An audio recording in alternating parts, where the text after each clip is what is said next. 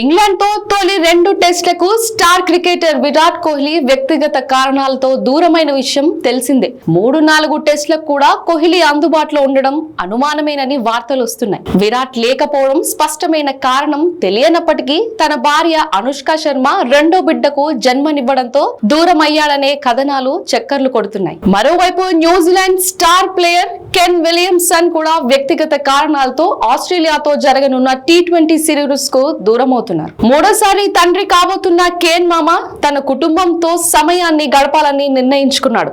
దీంతో ఫిబ్రవరి 21 నుంచి ప్రారంభమయ్యే ఆసీస్ 3 T20ల సిరీస్ కు అందుబాటులో ఉండట్లేదు. ప్రస్తుతం అతడు కెవీస్ జట్టుతో ఉన్నాడు.